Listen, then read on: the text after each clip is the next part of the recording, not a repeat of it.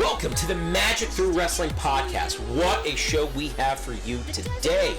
Man, this has been an unbelievable week.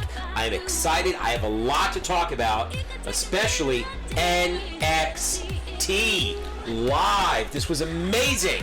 I cannot wait to talk about this week. I have been so excited. We were at the NXT first ever live show, September 18th. What an amazing night it was. We have even more. What is the title of our episode today, Frank? Where were you when? Where were you when? So now I'm going to talk about where we were on September 18th, which was the NXT show, but we're going to go into some of the other major moments in wrestling history and talk about where we were when that happened and how we felt at the time and how we feel now. Unbelievable. This is fantastic. Let's get rolling. Let's do it.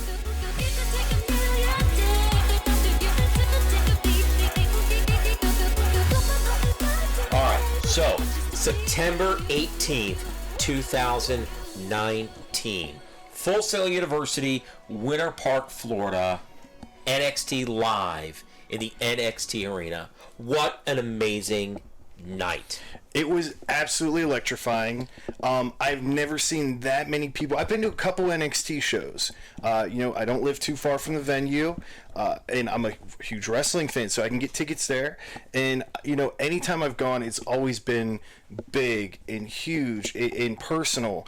But this was something I've never seen before. The line wrapped around the building. I think there were more people trying to get in than could even fit. Yeah, I agree. There are moments in history where you are going to always remember where you were, what you felt. You're going to remember the sights, the smells, the sounds. That was one of them. Being there, being at Full Sail, being there for the first live broadcast of NXT on the USA Network. It was fantastic. The atmosphere in there was electrifying. It was absolutely amazing.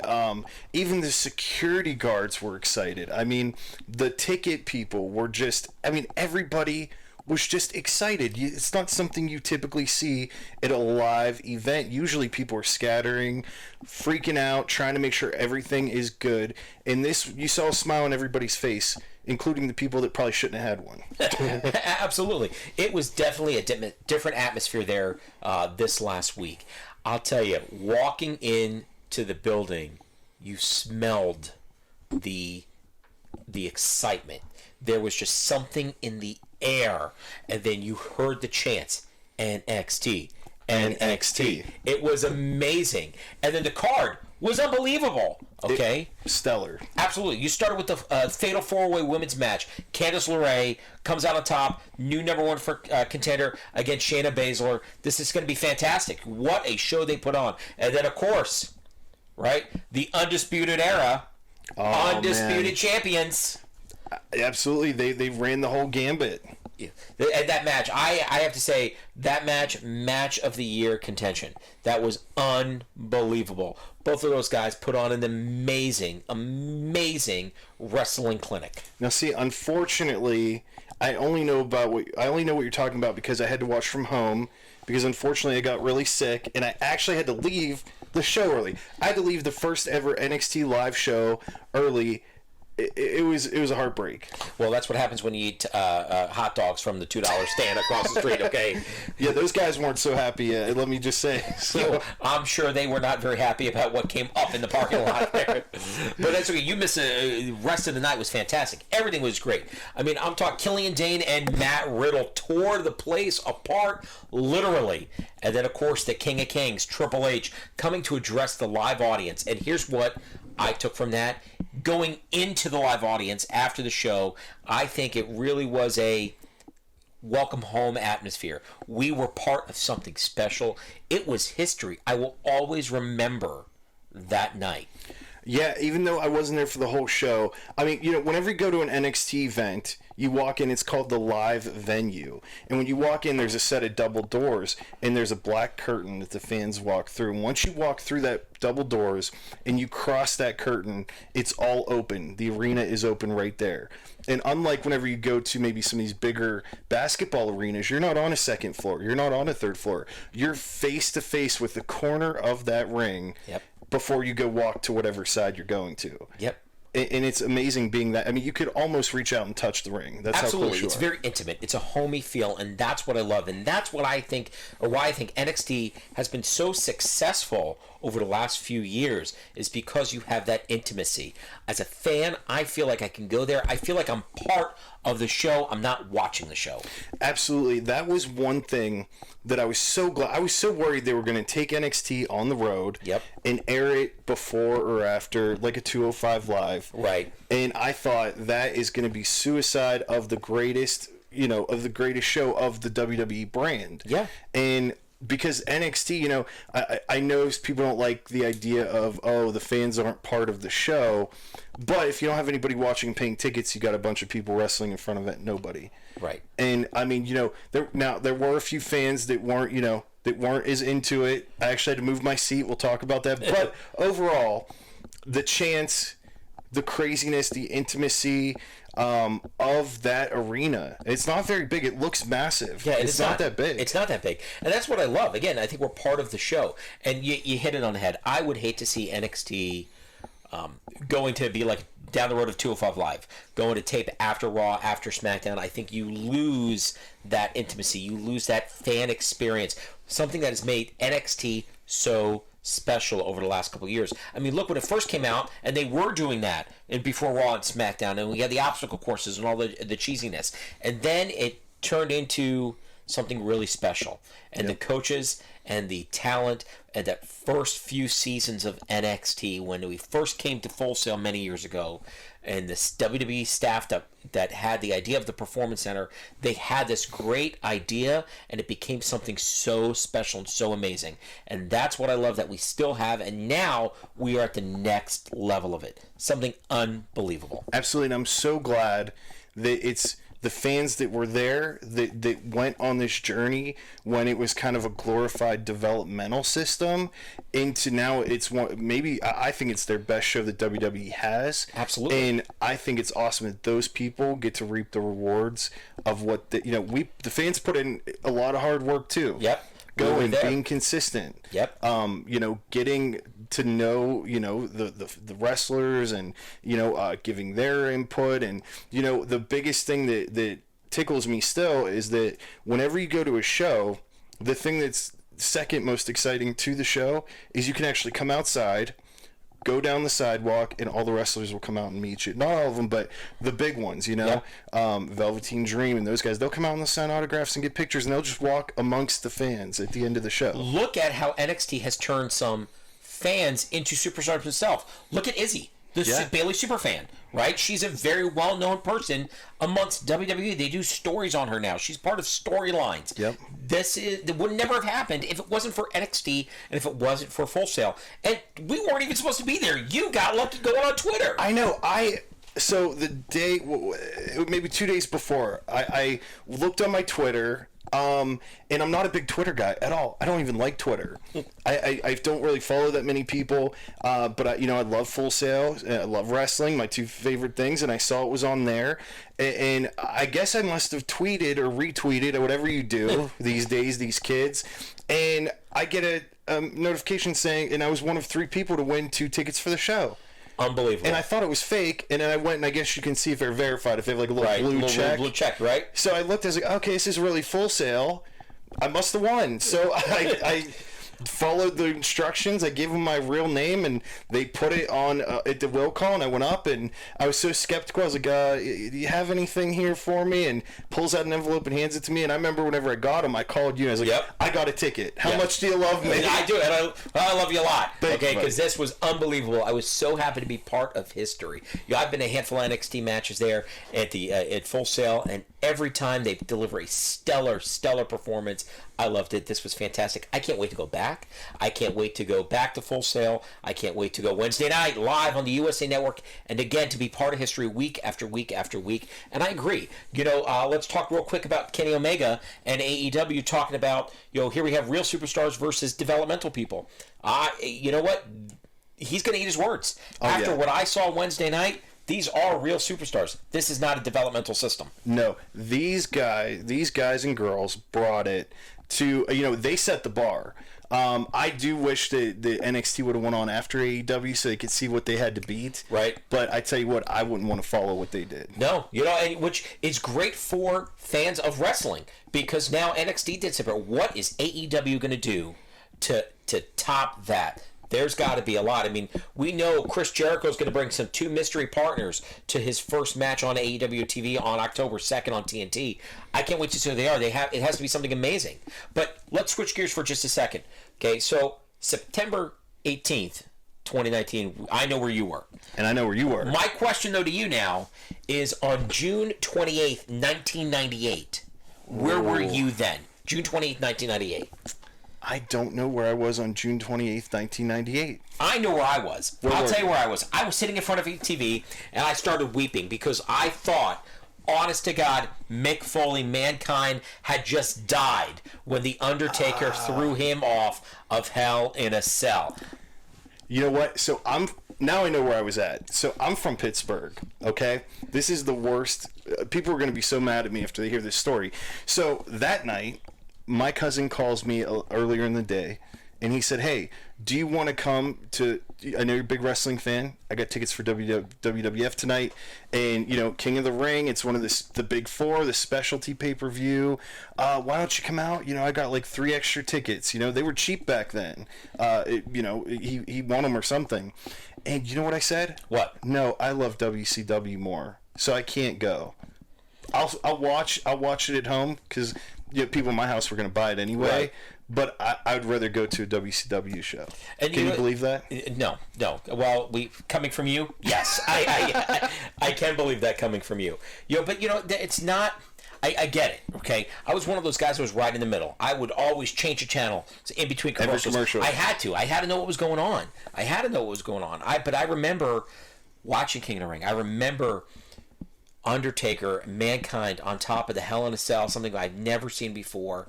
And then when he threw him off, I thought he was dead. And the look on the Undertaker's face, I think the Undertaker thought Mankind was dead. Yeah, I definitely think he thought, okay, I don't know, this definitely didn't go the way I probably thought it was going to go in my head. Right. He's definitely not going to get up from that. Right. And then going back up and getting chokeslammed through the cage, onto the tacks, it was one of the most violent things I've ever seen in a professional wrestling thing.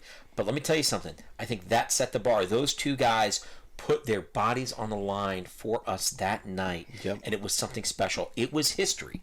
History was made that night just like it was made in September. Absolutely. I know that after watching that, my mom didn't want me to watch wrestling anymore. She's like, these guys are trying to kill each other. Yeah.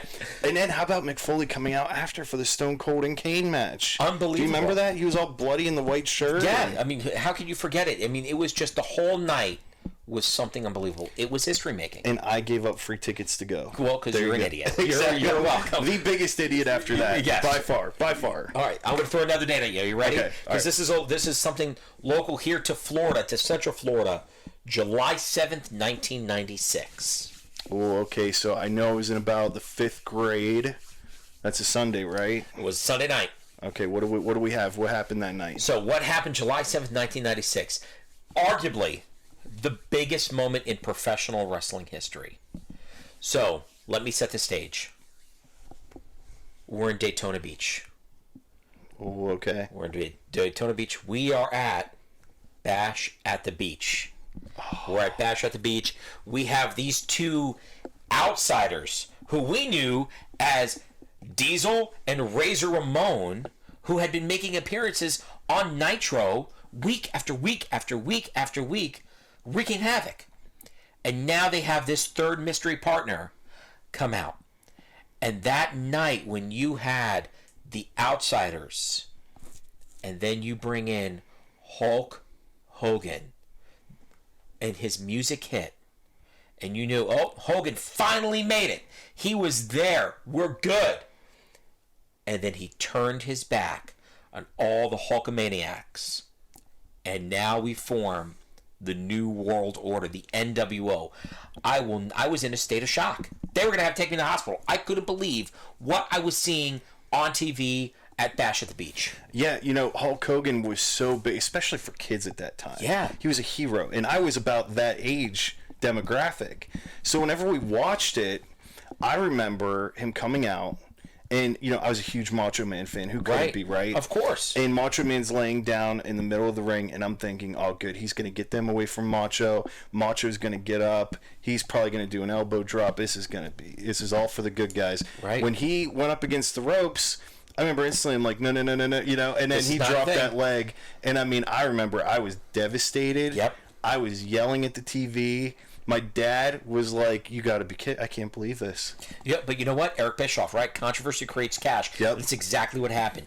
It put, I think, WCW on the map. And I think the tides changed for professional wrestling at that night. At that moment, that was the leg drop heard around the world. Oh, yeah. You know, Hogan went from, you know, take your vitamins, say your prayers, eat your vegetables, to this is the New World Order. This is Hollywood Hulk Hogan. Yep. It was unbelievable. Although, again, arguably one of the biggest moments of professional wrestling history. Oh, yeah. And, you know, the biggest lasting thing, other than the leg drop, all the trash being thrown at them in the ring. You've never seen that before. No. I can't remember that ever happening before to that degree. I agree. You know, I think that was all of us who couldn't be there and that were there that were lashing out at Hogan. We felt betrayed by our hero. Yeah. You know, but look at where we were. Look at where it brought us. And I thought it was hindsight. Now that, you know, as an adult, I thought it was an amazing moment in professional wrestling. Yeah, it was such a gamble that would even work. Oh, you're right. People could have just completely said, "I'm done." Right. You know, we felt our hero just turned her back. But you know what? It built and built and built, and then you had the red and black new NWO. Wolfpack. That's right. I was a Wolfpack. I loved the Wolfpack. That was fantastic. The tomato sting. That was great. You know, when Sting joined the NWO. But again, with the Wolfpack was something cool. It was like the, I think, in my opinion, it was WCW's version of Stone Cold Steve Austin. Yep. Right? It was the anti-hero, but anti-bad guy. Exactly. Right? They were the ultimate tweener. Yes. You weren't supposed to like the NWO, but the Wolfpack, they just didn't care about anybody. Cool. Yeah, they were awesome. Everybody wanted to be part of the Wolfpack. But I loved it. I think we can agree NWO 2000 sucked. That was terrible. That was Except a terrible for Bret idea. Hart was in it, and I love Bret Hart. He's the excellence of execution. So let's talk about Bret Hart for a minute, okay? So let's talk about the Montreal Screwjob. Oh my gosh. Where were you when that happened? Do you remember that? Yeah, so we watched that because, you know, my dad was a big Shawn Michaels fan, and, you know, Bret Hart was my number one. So that was like, if we were going to get a pay-per-view that year, that was probably one of the top ones we got. We didn't get them all, but that one we got. Right. And during the match, I remember, like, Bret Hart was the first wrestler I ever saw. Bret Hart was my favorite. I'm obsessed with Bret Hart. Biggest fan ever. And whenever I saw, you know, that happened as a younger guy, you know, I think I was only 5th or 6th grade. I didn't understand what was going on. Yeah. You know, to me, everything was real. Yeah, everything was real. But I didn't realize he got screwed over. I thought he lost. But I remember them replaying it, and I'm like, I don't see his hand tapping. He did put his hand down once, if you remember, but it was just kind of pull his body up. Yeah, so he was going to switch. in pain. Yep. And whenever he put his hand down, I thought, oh, maybe he did tap. I don't know. But then he did the WCW with his fingers. Yep. Where were you? I remember watching it live on TV, and I remember going through the same kind of emotions. I was very confused. I saw Shawn Michaels put Bret Hart in the sharpshooter, didn't see Bret Hart tap. All of a sudden, Earl Hebner's ringing the bell. He jumps out of the ring. Shawn Michaels looked confused. Bret Hart looked confused. He was mad. Shawn Michaels rips the title and walks away. He was very upset. And then Vince McMahon was there. And then the fight ensues between Vince McMahon and Bret Hart. Bret spits on him. Yeah. Breaks up the whole And then the next, side. Monday night, Vince McMahon sits down with Jim Ross and talks about, I didn't screw Bret. Bret screwed Bret. With the black eye. Yep, I remember that. Yeah. Bret screwed Bret. But you know what? Again, hindsight, although that we now know that was legitimate, all of it happened. They screwed Bret. Yeah. It was, I think, another historical moment in professional wrestling history. What would have happened if Bret Hart stayed in WWE? Oh my gosh. Well, one, he did have that 10-year contract, if you remember. Yep. You know what? I don't know. I can't possibly see it going any further with Shawn Michaels and Bret Hart. I feel like one had to go, no matter what. I agree. I think one had to go, and I think Bret Hart going to WCW, although they were very legitimate at the time, I think legitimized them even more. Although his run there wasn't the greatest. No. Okay, I think it legitimized, here we had Bret the Hitman Hart in a WCW ring. I thought it was very cool. Yeah. Would it have been as effective if the Heartbreak Kid, Shawn Michaels, would have been in WCW? I don't know. I think that was Shawn's time to run the company and to be the figurehead. Now, Shawn had some demons going on at that time, but you know what? I still remember his championship reigns, and I loved his championship reigns. I loved what they were doing with D-Generation X. It brought people... it brought them on the map. It really was, I think, a great move. I think the right things happened at the right time, both personally and professionally, for both of those guys. And although what they were going through with Brett leaving and the screw job, it was difficult. But I, as a fan, I thank both of them for what they did and what they did for our business, or that business, and for their fans. It was something truly, truly historical and memorable. Yeah, to me, I think, their back and forth feud, and then you pepper in Stone Cold a little bit. I just think that was the greatest time in wrestling history. Just that little bit. If you had to just pull out a little piece of history, I think that's the magical best part. Is magical is absolutely right. I think it was magical, and for me, there were some magic moments in professional wrestling history. I'll tell you, I've always been a fan of the Heartbreak Kid, Shawn Michaels. I'll give you a show like you've never ever seen before. Why? Because I can. And Shawn Michaels, to me, is the epitome of the performer. He's Mr. WrestleMania. He's Mr. Hall of Fame. Showstopper. He is. So for me, my magical moment with Shawn Michaels, where I was, WrestleMania 24, Orlando, at the Citrus Bowl, Shawn Michaels versus Ric Flair. Oh, you're getting the tears going. I am. Let me tell you. I'm sorry. I love you. I will never forget that moment at that time right there. For me, that was a magical moment. Were you there for that? I was there. I was live. So I had... Let me tell you how this happened. Because I wasn't supposed to be at WrestleMania. I went online... I went on in person to Ticketmaster at my local mall, Coral Square Mall. And I was there. Tickets were going on sale at I don't know, it was 1 o'clock in the afternoon. I think I got there at 7 o'clock in the morning. And I thought, okay, we're going to have lines of people waiting for WrestleMania tickets. You got to camp out. Right. There was 4 people. No way. 4 people that were there. And I'm like, all right, so I was by myself. I was single. Nobody was with me. I'm there. I'm like, I don't care how much I spent, but I don't want to go crazy. So I get in line, and what the Ticketmaster did, it was kind of screwed up, but it worked out because I was right in the middle of the 4 people.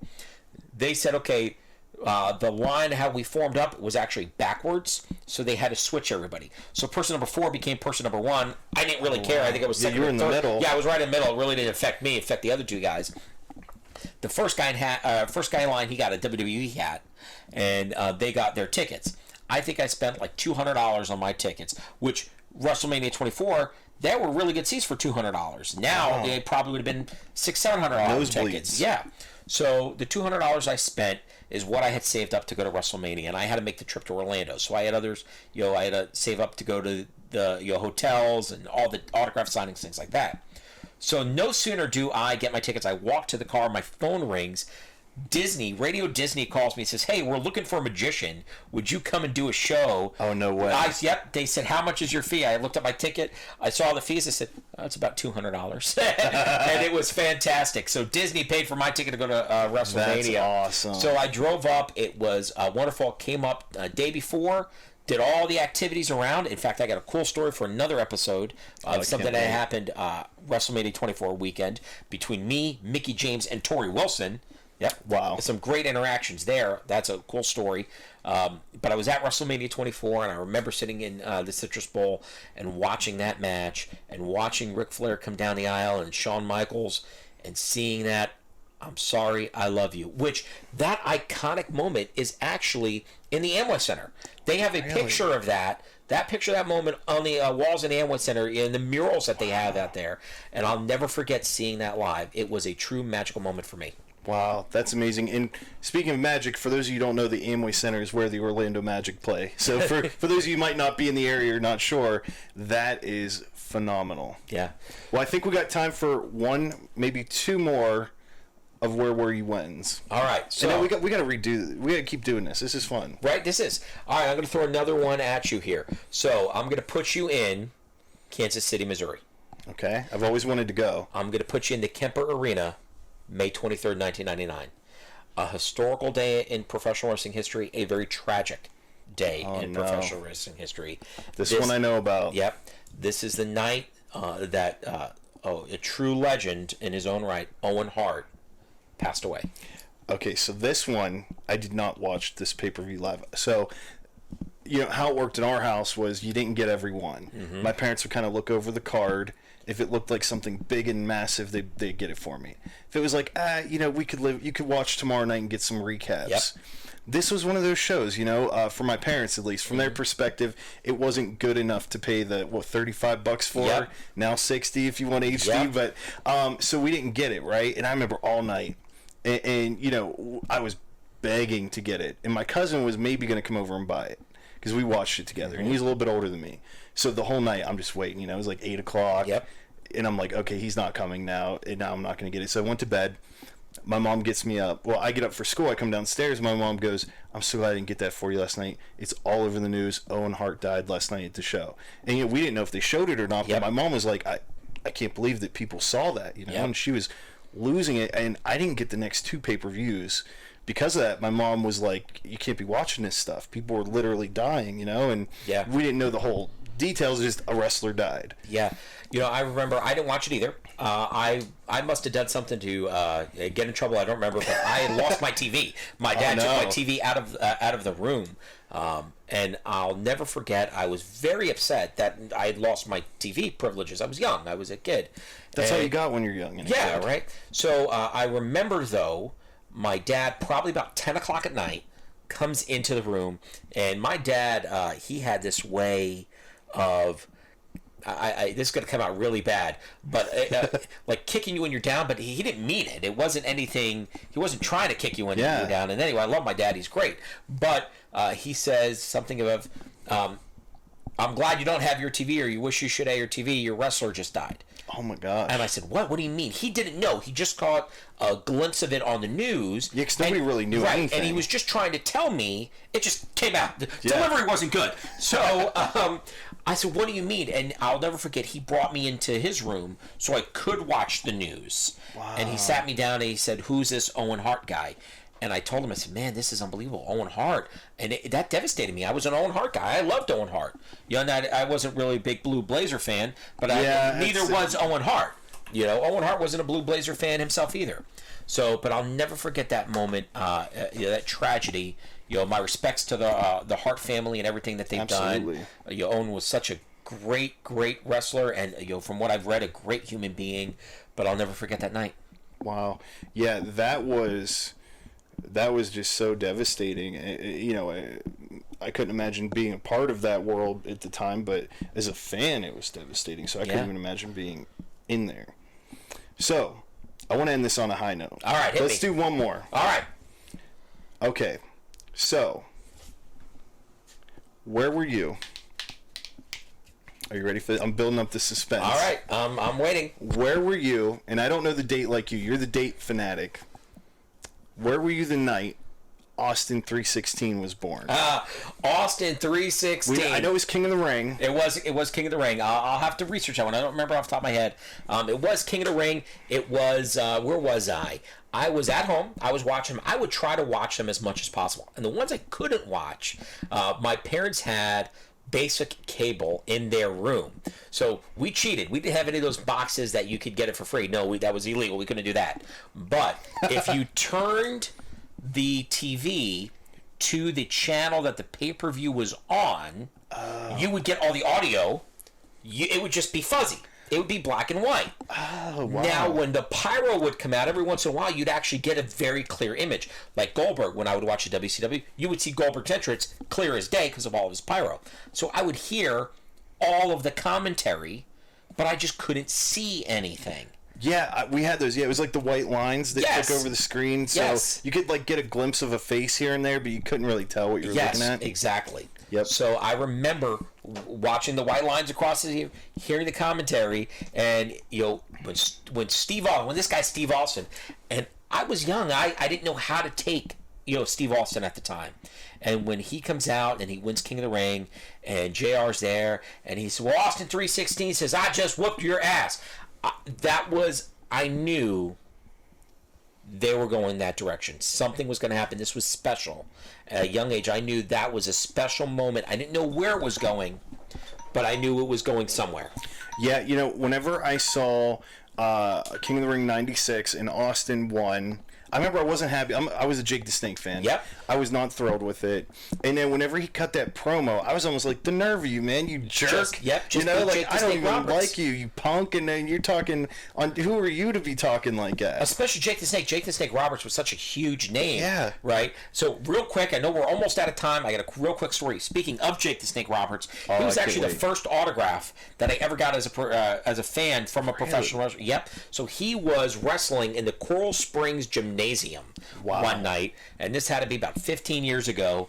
And I was there, I was working, and I had a replica belt with me. And I'm driving around the parking lot, and I just happened to see, because I didn't go to the match, but I happened to see outside Jake the Snake Roberts. What was he doing? He was just hanging out with some of the wrestlers there. Wow. And I stopped and said, "You're Jake the Snake Roberts." And he looked at me and says, "Yes." "Bro, I'm a big fan. Can I have your autograph?" And he was very accommodating. And he signed my replica belt. It was great. I talked to him for a few minutes.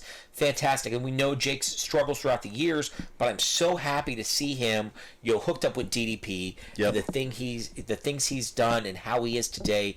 Look, everybody has demons, but he has really taken them in stride and really has turned his life around. I'm so happy to be talking about Jake the Snake Roberts and what he's done. It's amazing. But yeah, that night when Austin beat him, I was pissed. Yeah, I was so mad. And, you know, I now, obviously, I love Austin, you know, one of the greatest of all time. Some people say the greatest of all time. So, you know, things work out. So, you know, that's a great question. So here's, for our listeners, here's what I'd like you to do. Guys, where were you when? I want you to leave, like, share, tweet. I want you to comment on where were you when, what was your magical moment in your childhood, your adulthood, something that stands out to you. And where were you when some of these events we were talking about? Where were you when Austin 360 was born? Where were you during the Montreal Screwjob? Where were you versus Flair versus Shawn Michaels? If you have another moment or something you want us to talk about on this podcast, go ahead and like, share, comment, leave it there below. We read them, and we'd love to talk about these things. Some great moments. Absolutely. Well, everybody, that wraps another episode. Tune in next time, Magic Through Wrestling. We can't wait to see you then. We had a great show. It was a great week. And always remember, for the Magic Through Wrestling podcast, we got 2 words for you. Goodbye.